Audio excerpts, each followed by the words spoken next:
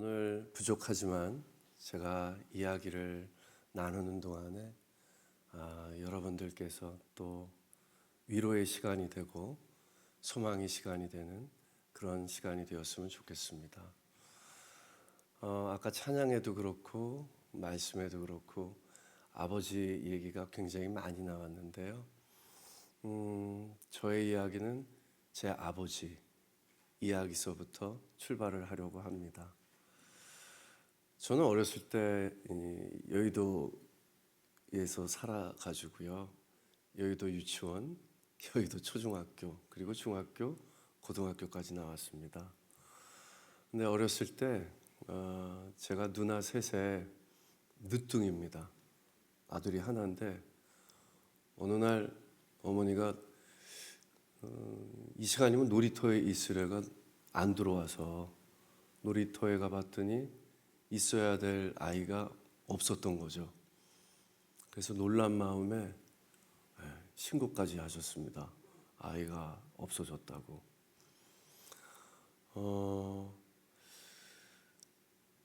그때 저는 기억이 자세히 나질 않지만 놀이터에서 놀고 있는 아이들을 이렇게 모아가지고 교회에서 찾았다고 그러더라고요. 어렸을 때 친구들하고 이렇게 교회에 나오는 거를 굉장히 좋아했었습니다. 물론 여의도 침례교회였고요. 그렇게 해서 교회에서 저는 여의도 침례교회에서 성장을 했습니다. 그래서 가족과 함께 항상 주일이면 저쪽 2층에 저기 자리에서 사랑하는 우리 아버지, 어머니, 시집간 누나들하고 예배를 받습니다. 많은 분들이 그러시겠지만은 저희 아버지는 소천하셨습니다. 오랫동안 아프셨고요. 소천한 지 8년이 되었습니다. 가슴속에는 여전히 아버지의 생각으로 아직도 교회를 오면 저 자리를 보면 아버지가 너무 보고 싶습니다. 어디에 가든 제 아버지와의 추억이 너무 많습니다. 누나들한테도 마찬가지겠지만은 저는 특히 늦둥이였고 아들이 하나였기 때문에 아버지 사랑을 더 많이 받은 것 같습니다. 저의 첫 걸음마 아버지가 보셨고요. 제가 4발 자전거를 타다가 2발 자전거를 탈 때 뒤에서 손을 놓으시면서 기뻐해 주셨던 아버지 얼굴이 아직도 머릿속 가슴속에 있습니다. 아버지가 너무너무 아프셨을 때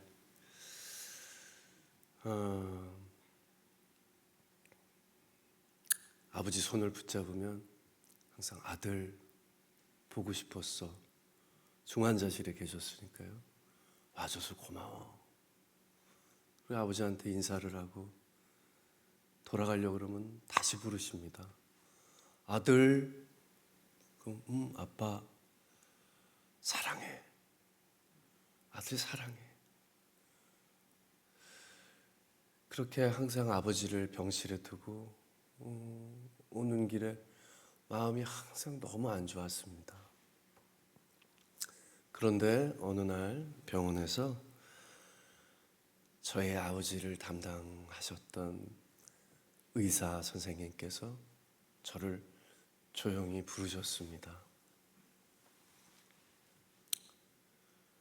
느낌이 굉장히 이상했어요. 아버지랑 이제 헤어질 준비를 하셔야 될 것 같다고. 그 이야기를 듣는 순간 가슴이 정말 무너지는 것 같았습니다. 정말 너무나 저한테는 힘든, 아버지와 헤어진다라는 게 상상만 해도 힘든, 아직 준비가 되어 있질 않은 저한테 그런 이야기를 들려주시는 의사 선생님도 원망스럽고, 하나님도 왜 우리 아빠를 이렇게 아프게 하셨을까? 왜 더 저와 함께 하는 시간을 더 주지 않으실까? 아버지가 오랫동안 아프셔서 사실 제가 여자친구가 있었습니다. 미국에 있었는데요. 아버지가 아파서 뭐 소개를 해드리거나 이럴 경황이 아니었습니다. 근데 목사님께서 와주셔서 온 가족이 모인 가운데 기도를 해주셨습니다. 이제 하나님께 가실 시간이다. 가서 하나님 옆에서 편히 쉬실 시간이시다. 저희한테 이런 위로를 해주시고, 이제는 거의 영혼이 없는, 아버지 불러도 대답이 없는 저희 아버지께 기도를 해주시고 가셨습니다. 온 가족이 목사님 가시고 나서 한 몇 분은 모두 기억을 하지 못합니다. 그만큼 너무 힘들었었던 것 같습니다. 그리고 누님들이 가고 어머니도 몸이 많이 안 좋으셔서 댁에 모셔다 드리고, 그리고 아버지한테 말씀드렸습니다. 아버지 사실 나 참 늦은 나이였었는데요. 제가 그때 46살이었습니다. 아빠 나 사랑하는 사람이 있는데 미국에 있어. 아빠는 어렸을 때부터 나랑 약속을 하면 항상 지켜줬잖아. 아내가 보스턴에 있었거든요. 보스턴에서 오려면 한 13시간 넘게 걸립니다. 영혼이 없는 아버지 손을 잡고 아버지께 부탁을 드렸어요. 아버지, 제발 13시간만 버텨줘. 아빠는 어렸을 때부터 나랑 약속하면 다 지켜줬잖아. 아버지 약속해줘. 이렇게 이야기를 했습니다. 근데 기적처럼 제 손을 이렇게 붙잡아 주셨습니다. 아버지가 정말 붙잡은 건지, 아니면 제가 느꼈던 건지, 저 스스로 그렇게 느꼈던 건지,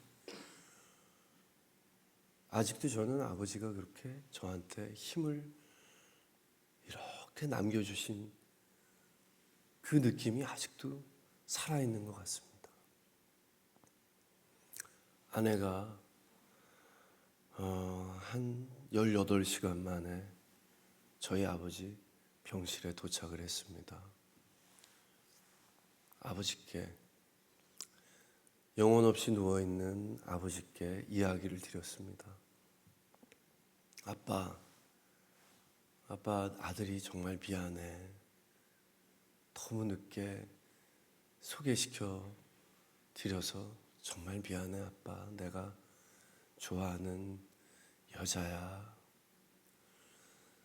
여러분들 믿지 않으시겠지만은 아버지가 눈을 뜨셨습니다. 기적같이 눈을 뜨셨습니다. 저희 아버님은 합병증에 파킨슨이셔서 입을 다물지 못하십니다. 그래서 저희가 가면 항상 침을 닦아드리고, 음식도 못 드셔서 목에 호수를 받고 계셨습니다. 그런 아버지가 눈을 뜨시고 저한테 손짓으로 계속 이런 손짓을 보내셨습니다. 의자를 올려달라는 거였습니다. 그래서 아버지를 이렇게 침실 누워있는 침대를 이렇게 올려드렸어요. 입을 벌리시고 계셨는데 아버지께서는 며느리가 될 제 아내에게 시아버지로서 좋은 인상을 남기고 싶으셨던 것 같아요. 고개를 돌리시고 입을 다무시고 침을 당신이 다 닦으시고 지금의 제 아내를 떠려시보면서 환하게 웃어주셨습니다. 아직도 정말 기적 같습니다. 영화에서나 나오는 일 같습니다. 그리고 아버지는 1년을 저와 제 아내와 함께 저희 신혼집에서 더 사셨습니다. 저희 결혼식에도 휠체어를 타고 오셨고요. 물론 끝까지 계시지는 못했지만 제 아이들한테 할아버지 사진을 보여줄 수 있게 그래도 결혼식 때 아버지가 앉아 계시는 사진 다 찍으시고 그러고 가셨습니다. 다시 병실로 들어가셨을 때 제가 그때 생방송을 하고 있었을 때입니다. 그래서 늘 아버지 옆에 있으려고 시간만 나면 노력을 했었는데요. 그때 또 선생님께서 이제 기적은 없을 것이다. 이제 현준 씨도 마음을 비우셔야 되겠다. 기도하셨으면 좋겠다. 그날 제가 생방송을 가야 되는데요.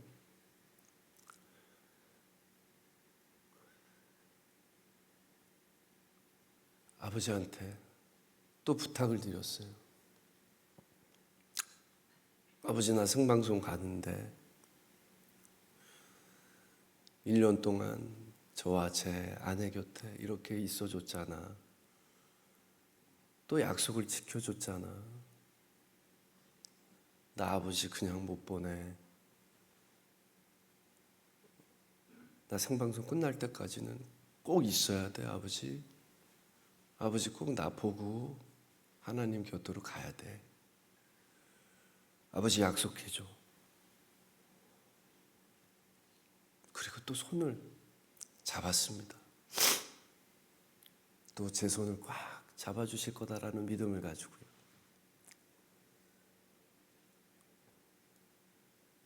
아무 반응이 없으시더라고요. 숨만 쉬고 계셨습니다. 그래도 아버지한테 아빠, 진짜 마지막 부탁이고 아들의 마지막 약속이야. 정말 버텨줘. 아버지 꼭 버텨줘야 돼. 이러고 생방송을 가서 어떻게 생방송을 했는지 기억이 나지 않습니다. 끝나자마자 아버지 병실에 갔는데 간호사 선생님이 나와 계셨습니다. 아버지 살아계신다고, 빨리 오시라고. 복도부터 울면서 들어갔던 것 같아요. 아버지 손을 잡고 아빠 고마워. 나 사랑해줘서 고마워. 그리고 아들하고 항상 약속을 이렇게 지켜주셔서 정말 고맙습니다, 아빠. 사랑해.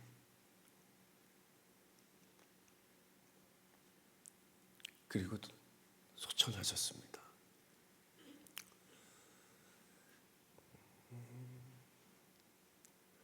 아버지는 끝까지 아들하고의 약속을 지켜주셨습니다. 제가 어렸을 때부터 아버지와 약속을 하면 아버지는 항상 약속을 지켜주셨습니다. 돌아가시기 전까지도, 그 힘든 순간에도 아버지는 아마 아들과의 약속을 지키시려고 그 시간을 버티신 걸로 저는 압니다. 아버지 돌아가시고 나서 굉장히 힘들었습니다. 어떤 말씀, 어떤 위로도 저한테는 위로가 되지 않았습니다. 너무너무 힘들었습니다. 그런데 제가 이제 아버지와 어렸을 때부터 항상 자전거를 타든지 아버지랑 등산을 가든지 아빠랑 뭐 낚시를 가든지 아빠가 저를 어디로 이렇게 주일에 예배 끝나고 이렇게 데려가면 이상하게 무지개를 봤습니다. 어디 여행을 가도 무지개를 보고요. 그래서 아버지가 현준아, 너랑 다니면은 하나님이 우리한테 무지개를 보여주신다. 신기하다. 정말 그 아버지께서 그 얘기를 해주시고 나서도 항상 무지개를 너무 많이 봤습니다. 정말 신기할 정도로.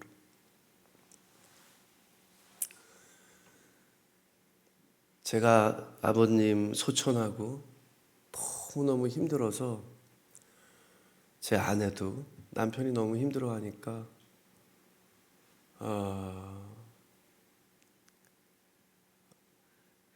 나중에는 너무 지쳐하더라고요. 아내한테도 미안하고 해서 제가 시골에 이렇게 농사를 지려고 아주 작은 텃밭이 있는데 제가 마음껏 목청 놓아 울고 싶어서 아내한테는 이제 제가 학교에서 교수를 하고 있기 때문에 연구실에 가겠다고 그러고 양평 텃밭으로 차에서 계속 울면서 아버지가 너무 보고 싶으니까 양평에 도착했는데요. 갑자기 비가 오는 겁니다. 그리고 그 앞에가 이제 강가인데 비가 쓱 차에서 울고 있는데 비가 쓱 그쳐서 차에서 내려서 저희 텃밭의 문을 이렇게 여는데 강에 큰 무지개가, 너무 선명한 무지개가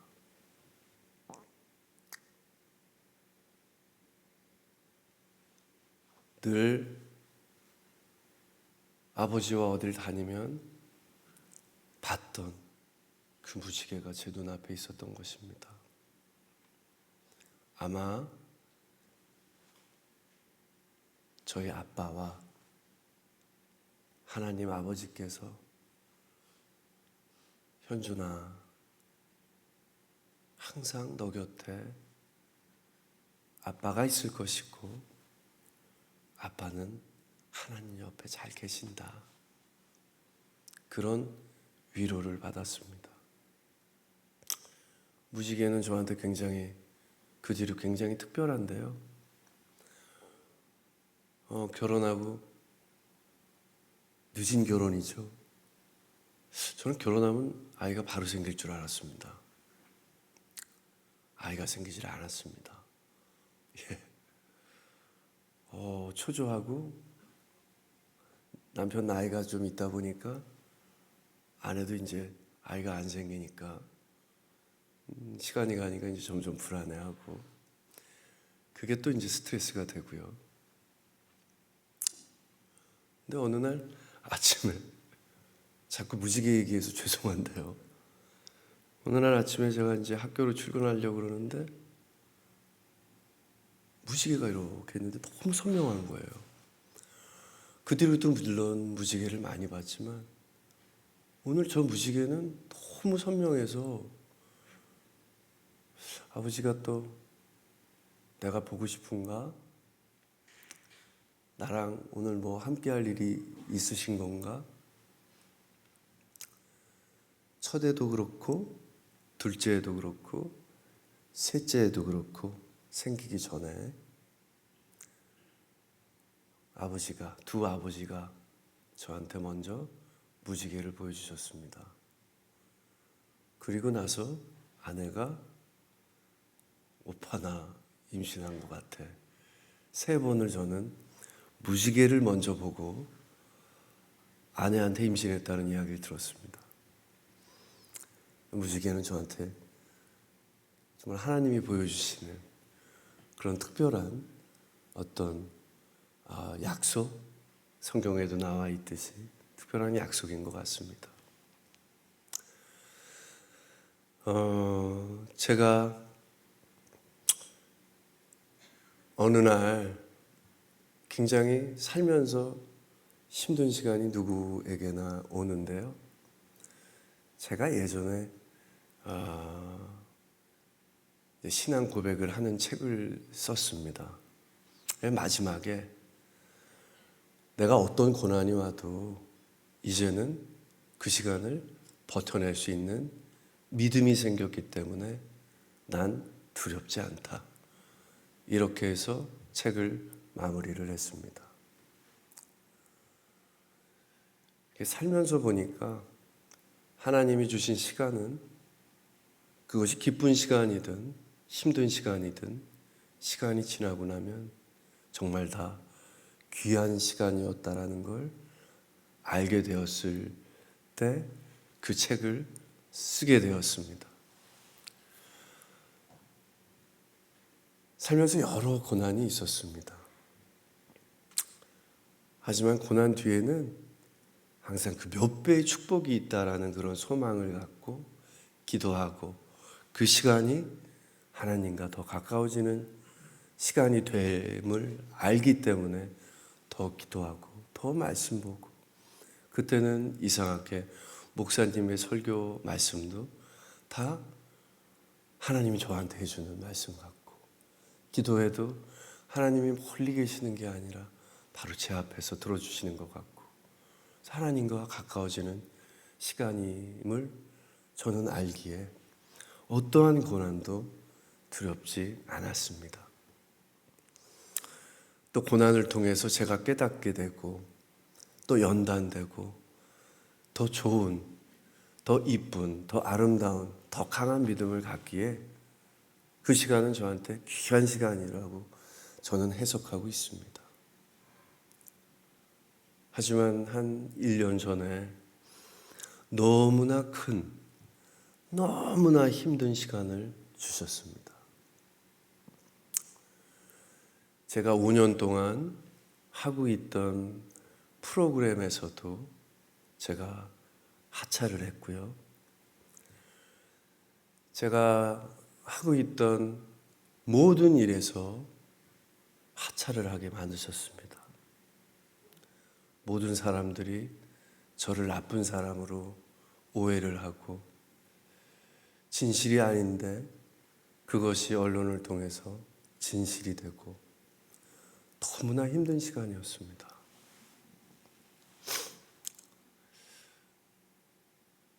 제가 늘 제 주변 분들한테 힘든 시간이 있으면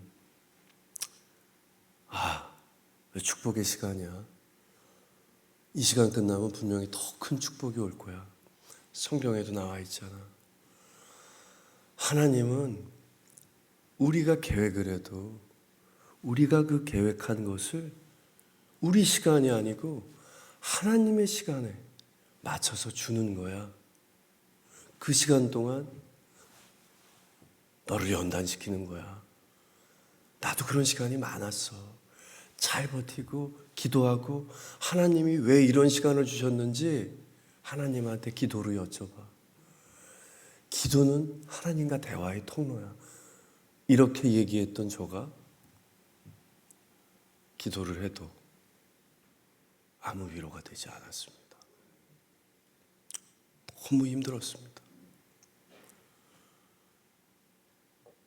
아마 우리 국명호 담임 목사님 새벽마다 아침에 일어나면 문자가 와 있었습니다. 집사님 힘내세요 하고 정말 말씀 항상 길게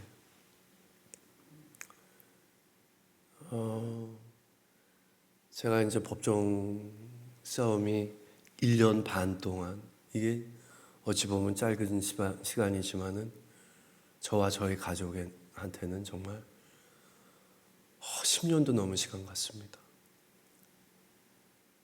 목사님이 보내주신 말씀, 위로, 그리고 그 당시 선교위원회 강주수 목사님께서 전화 통화, 이런 목사님들의 위로가 없었더라면 저는 정말 힘들었을 겁니다.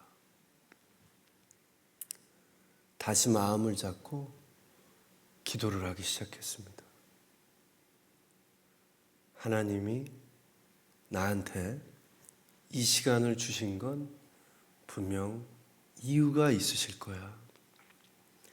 내가 이전에도 고난의 시간이 있었지만 그 고난의 시간이 곧 시간이 지나서 간증이 된 거. 하나님, 이 시간도 저한테 어떤 간증을 주시려고 하는지.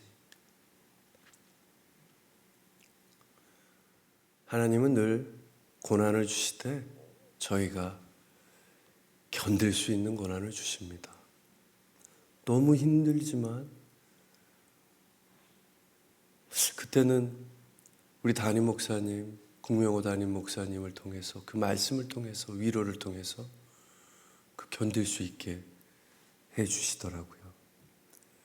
그리고 그때 제가 새벽에 줌을 통해서 일주일에 한 번씩 목사님과 여러 집사님들이 만나서 말씀을 나누는 그런 시기였습니다. 그래서 그 시간이 너무너무 소중했어요. 어쩜 제가 그런 시간 중에 그 줌으로 말씀을 나누지 않았다면 아마 바쁘다는 핑계로 집중하지 못했을 것 같고요. 그렇게 귀한 시간이 제게는 그냥 해야만 되는 시간이었을 수도 있었을 것 같습니다. 그때는 새벽에 목사님을 줌으로 만나고 목사님을 통해서 말씀을 듣고 기도를 통해서 위로를 받고 끝나고 제가 기도하는, 아이들이 깰까 봐 작은 옷방에서 항상 줌을 통해 목사님을 만났는데요. 그 시간이 제게 너무나 큰 위로의 시간, 하나님을 만나는 시간이었습니다. 이제 그 시간이 끝나면 기도를 하는데요. 그 작은 골방에서 기도를 하면서 위로를 받게 됩니다. 그리고 이 시간이 분명 어떤 저에게 하나님이 깨달음을 주시고 또 어떤 귀한 시간임을 알게 해주셨습니다. 자꾸 무지개 이야기를 해서 죄송한데요. 그 작은 골방에 이제 그 시간이 이제 해가 뜰 시간, 출근할 시간에 목사님이 설교를 끝내주십니다. 그럼 기도를 하고 눈을 뜨면 해가 이렇게 밝아오는데요. 커튼을 탁 열었는데 누가 벽에 진짜 이렇게 그림을 그려놓은 것처럼 무지개가 탁 있는 거예요. 그래, 분명히 이유가 있을 거야. 우리 두 아버지가 선명하게 나한테 무지개를 보여준 건 내가 그만큼 지금 믿음으로 보질 못하고 있으니까 무지개로 보여주시는구나. 아내가 제가 너무 힘들고 세상 사람들이 저에게 안 좋은 시선을 가지고 있으니까 아내는 불안했었나 봐요. 사실 제가 연애가 중계라는 프로그램을 했을 때 제 동료 연예인이 안 좋은 이야기, 안 좋은 소식을 전하고 집에 들어오면 제 일처럼 힘들어 했었거든요. 근데 그 여운이 굉장히 오래 갔습니다, 저는. 그 마음을 알기에 아내가 혹시 남편이 나쁜 생각을 할까봐 시장에도 같이 갈 때 끌고 다니고 어디 뭐 자기 뭐 볼일 볼 때도 끌고 다니고요. 별로 친하지도 않은데 계속 그렇게 끌고 다니더라고요. 제가 나쁜 생각할까 봐요.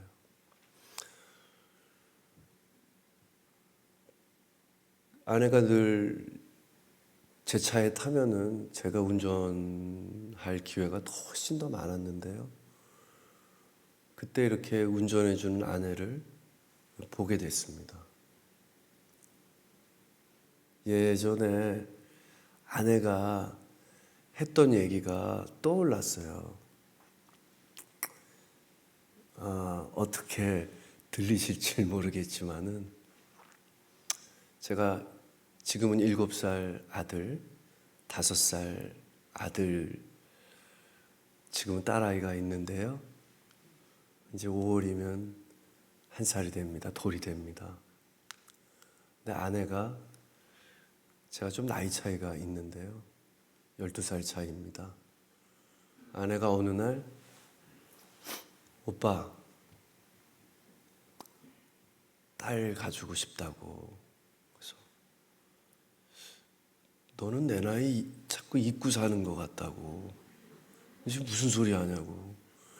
이렇게 아들 둘 주신 것도 나는 축복인데 너 그러지 말라고. 너 목소리를 보라고. 신혼 때 목소리가 아니다. 남자애 둘 기르고 나서 해필이면 또 이름이 현준이, 민준이, 예준이거든요. 그러면 꼭 앞을 좀 흐립니다.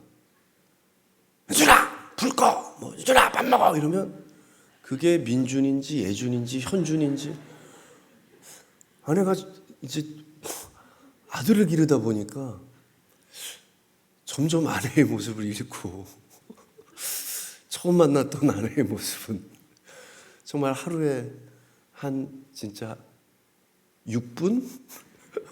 그리고 나머지는 그 날아다니는 애들을 통제하기 위한 엄마. 여보, 내 나이도 있지만 우리 둘째를 진짜 제 별명이 정말 죄송합니다. 이제 제가 교회 다니고 이러니까 제 친구들이 주변에서는 아브라함이 이제 100세 자녀를 가졌는데 너는 50에 둘째 아들 가졌으니까 반브라함이다. 아내한테 얘기했어요. 이건 진짜 하나님이 주신 크신 선물이다.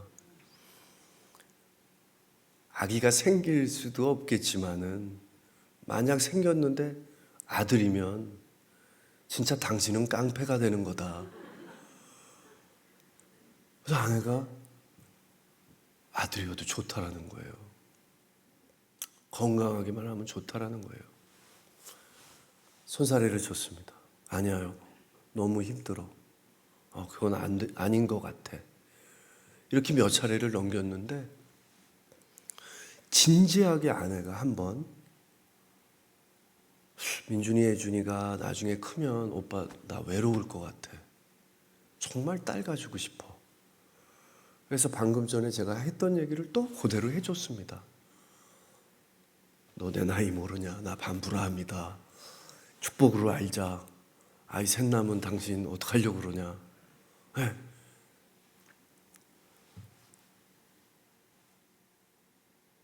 그런 남편이 혹시 집에 두면 나쁜 생각을 할까봐 두 손으로도 운전 버벅대는 아내가 한 손으로는 제 손을 잡고 한 손으로는 운전을 하면서 있는 제 아내를 이렇게 봤습니다.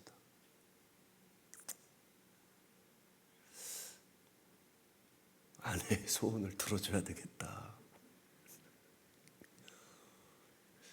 그 힘든 와중에도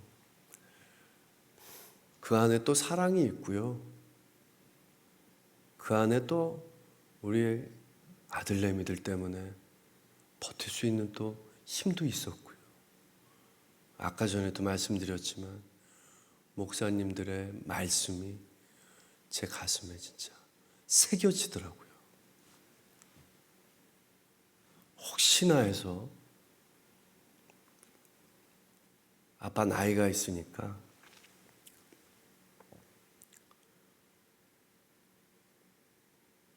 건강하지 않은 아이가 태어날 수도 있으니까 아내 몰래 바빠서 하지 못했던 건강 체크를 하러 병원에 갔었습니다. 의사 선생님이 깜짝 놀라시는 거예요. 신현준 씨, 일 쉬시지 않으면 신현준 씨 죽어요. 저 몰랐습니다. 제가 열심히 일을 하고 제가 좋아하는 일이니까 몸이 피곤한 건 뭐 당연한 거지. 뭐 정신적인 고통은 저희들한테 늘 있고 육체적인 고통은 늘 있는 거니까 그렇게 늘 있는 거야 라고 버텨왔었거든요. 그게 아니었습니다. 제 몸이 망가질 대로 다 망가져 있었던 겁니다. 오늘 병원 오지 않고 몰랐으면 의사 선생님 표현을 그대로 쓰겠습니다. 신현준 씨 객사하실 뻔했어요. 길에서 죽을 뻔했습니다. 그때 알았어요. 제가 이렇게 큰 일이 아니었더라면 저는 분명 5년을 했던, 제가 5년 동안 애정을 쏟았던 프로그램을 하차하지 않고 계속했을 겁니다. 그 프로그램은요, 제가 전국에 계신 몸이 아픈 할머니들을 제가 아는 친척 의사 선생님과 어머니들의 그 병을 고쳐주는 프로그램이었거든요. 그래서 일주일에 한 번씩 전국을 돌아다닙니다. 아침에 차를 타고 가면요, 교통사고를 갈 때 한 번, 올 때 한 번씩 봅니다. 그래서 가는 시간에 새벽에 출근을 하는데 잠도 못 잡니다. 사실 너무 사고를 많이 보니까. 5년을 그렇게 다닌 거죠. 좋은 마음으로 감사하게도 많은 어머니들의 병을 고쳐드리러 다니다가 제가 병에 걸린 건 모르고 있었던 겁니다. 하나님이 쉬신 시간을 주시는 거였어요. 의사 선생님 말씀처럼 저는 그 시간이 없었더라면 일을 계속했을 거고 제가 어디가 아픈지도 모르고 일을 하다 죽었을 수도 있습니다. 그렇게 큰 고난을 주시지 않았으면 제가 밖에 나가서 분명히 일할 줄 하나님이 아셨던 거라고 생각합니다. 그래서 그 힘든 시간을 주셨기에 모든 일을 내려놓고 집에서 있었을 수밖에 없었었고요. 기도하고 말씀 듣고 또 건강을 회복하고 아내가 바라던 딸을 주셨습니다. 참 신기하죠? 하나님이 주신 시간은 다 이유가 있어요. 지금 만약 힘든 시간을 걷고 계신 분들, 지금은 힘이 든 길을 걷고 계시지만은 분명히 이유가 있으리라고 저는 믿습니다. 그 시간을 통해 살아계신 하나님을 만나고 또 위로받고 소망을 얻고 또 다른 비전을 꼭 주시더라고요. 사실 제가 어렸을 때부터 교회를 다녔는데 꼴초였습니다. 대학교 때 담배를 배워서 예배 끝나면 막 뛰어가서 그 시간이 너무 힘든 거예요. 예배 보는 시간이. 바깥에 나가서 저기서 다른 어르신들 볼까 봐 막 뛰어가가지고 저기 한강 가서 담배 피고. 아직도 이게 자연스럽나요? 너무 힘들었습니다. 하나님한테 너무 창피하고 제 의지로 안 되는 거예요. 하나님이 아토피를 주시더라고요. 병원 갔더니 담배를 끊으라고 그러더라고요. 제가 영화를 찍어야 되는데 피부가 간지러서 찍질 못해요. 이렇게 두꺼워져서. 하나님이 아토피를 주셔서 담배를 끊었습니다. 제 의지로 안 되면은 뭐를 이렇게 주시더라고요. 아토피를 주셨어요. 깨끗하게 끊었습니다. 사실 우리 딸이 민서인데요.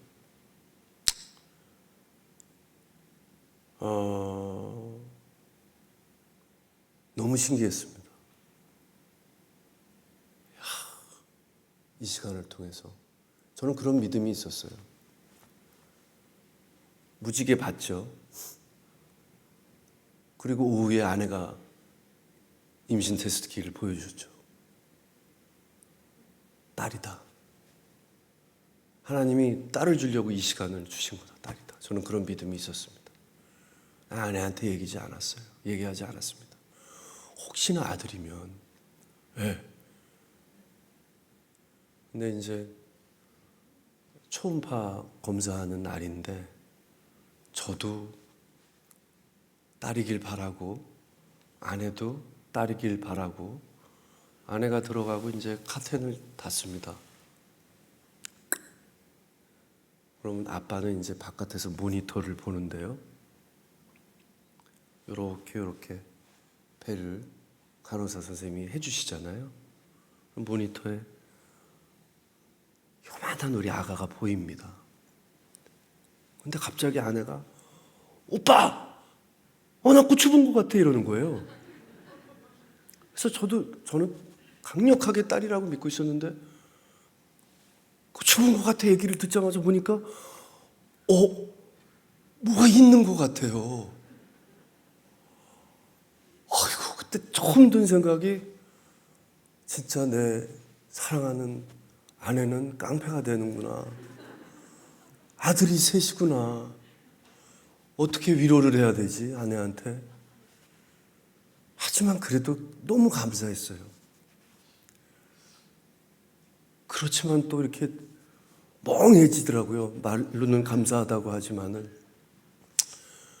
아내가 카텐 열고 이렇게 딱 나오는데 아내의 표정이 그냥 마네킹 같았습니다. 마네킹이 걸어오는 것처럼.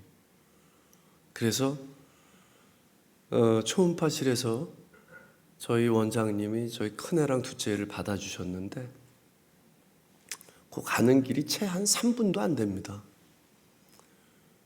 근데 아내한테 위로는 해야 될 것 같고요. 이 위로라는 단어가 잘못 이렇게 해석하지는 마시고요. 예. 사실 아들 셋이면은, 예. 그래서 손을 잡고, 저희는 봤으니까, 여보, 아들인 거 괜찮지? 그랬더니 아내가 웃으면서, 오빠, 난 너무 감사하지. 아이가 건강하기만 하면 돼. 그때는 저의 몸도 병원에 다니면서 치료하고 되게 건강해졌었거든요. 건강을 되찾은 거에 대해서 먼저 하나님께 너무너무 감사하고요. 또 제가 늦은 나이에 셋째를 주신 거에 대해서도 진짜 기적 같은 선물을 주신 거에 대해서도 감사하면서 그 길을 걸어갔지만 3분이 3시간 같았습니다. 이상한 바람이 있는 거예요. 분명히 저도 봤거든요. 아내도 봤다 그러고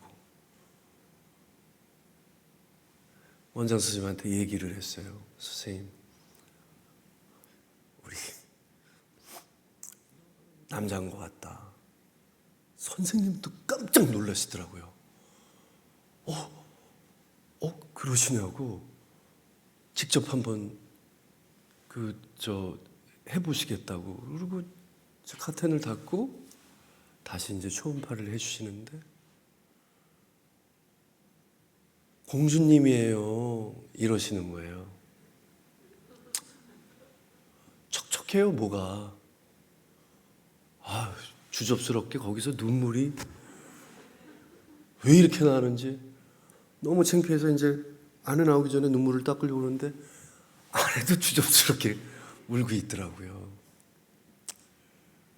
그 자리에서 제 딸아이한테 너무 감사한 거예요. 제가 54세 얻은 딸입니다. 하나님께 이 원사 선생님께서 그 모니터를 보고 막 설명을 하는데 들리질 않아요.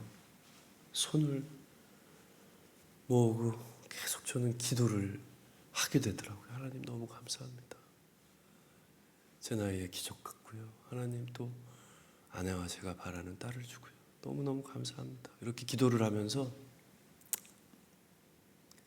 뱃속에 있는 우리 딸아이한테 그리고 하나님한테 내가 뭘 할 수 있을까? 이것도 잘 이해를 해서 들어주셨으면 좋겠습니다. 저는 술을 잘 못합니다. 이 소주 3잔을 마시면은 알코올 해독 능력이 없어가지고 이틀 힘들어요. 술자리가 너무 싫습니다. 코로나 이전에는 회식이 참 많습니다. 저희 일은 영화 촬영 끝나면 회식, 연예가 중계 몇 회 끝나면 또 몇 회 회식, 영화 다시 들어가면 리딩 끝나고 친해지기 회식이 너무 많습니다. 그럼 다 선배님들 계시고요. 저 선배님 제가 크리스찬이고요. 집사입니다. 그래서 가능한 술을 마시지 않으려고 합니다. 나는 권사야 이 자식아. 어떤 핑계로도 그렇게 술을 마실 수밖에 없는. 그래서 그런 핑계로 제 스스로 하나님 이거는 어쩔 수 없이 이렇게 되네요. 스스로를 위로하면서 그렇게 조금씩 술을 마셔왔었습니다. 근데 기도를 하면서 저도 모르게 이거 생각을 해보니까 딸아이가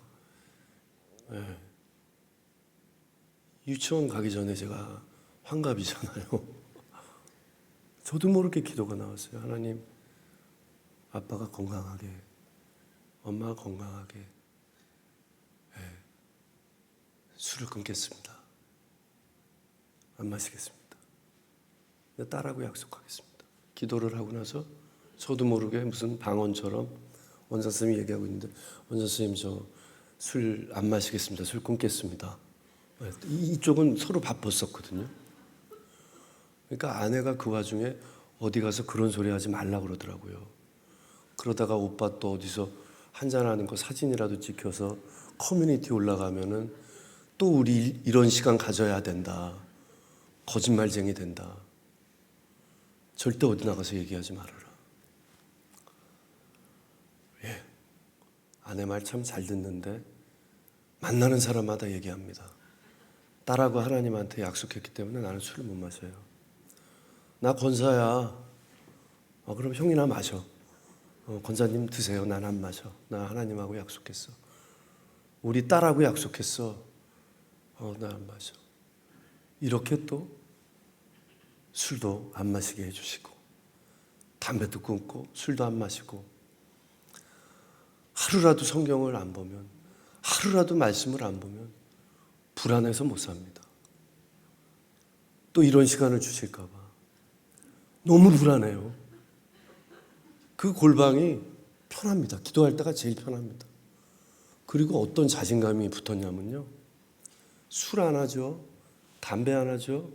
말씀대로 살라고 노력하죠. 시간 날 때마다 기도하죠. 이래도 뭐 제 기도 안 들어주실 거예요? 뭐 이렇게 되더라고요. 진짜 기도를 하면 언젠가는 항상 들어주시잖아요. 근데 그 시간이 있습니다. 그 시간을 통해서 저희가 하나님이 보시기에 합당할 때 그 기도를 들어주시고 응답해 주시거든요. 모르겠습니다. 기도 응답이 빨라졌어요. 너무 빨라졌습니다. 그리고 제가 하는 일이 아니더라고요. 하나님이 가져가시잖아요. 제 일이 아니었던 거예요. 하나님이 주시는 일입니다.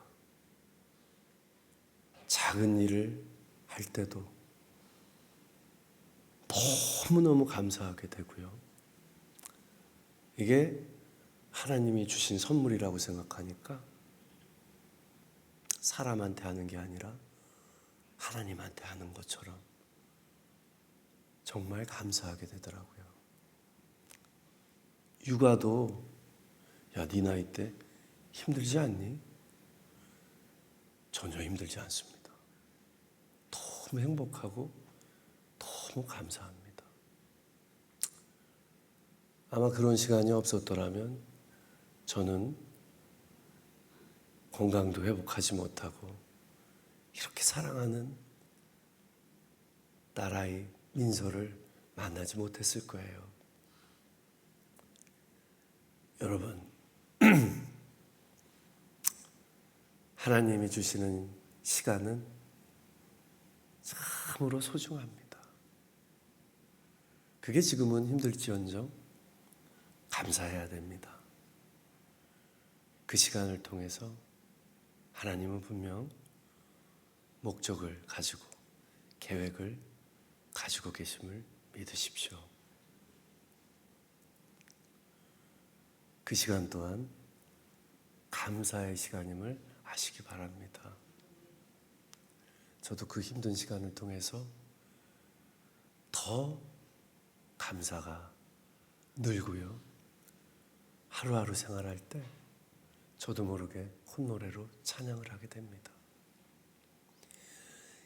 이제는 제가 다시 또 한 번 신앙 고백 서적을 쓰게 되면 또 똑같이 마지막에 그렇게 쓰고 싶습니다.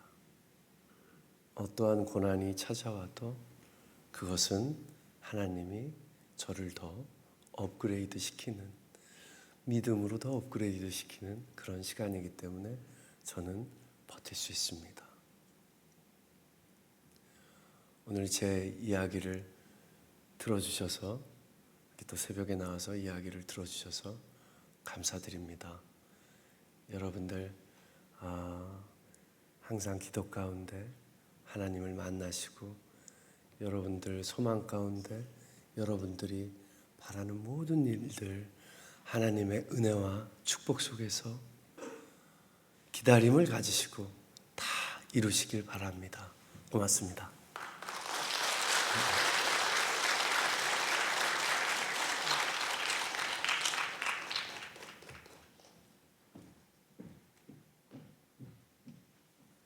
하나님 아버지, 살아계신 우리 하나님께서 오늘도 우리의 아버지 되어주심을 감사드립니다.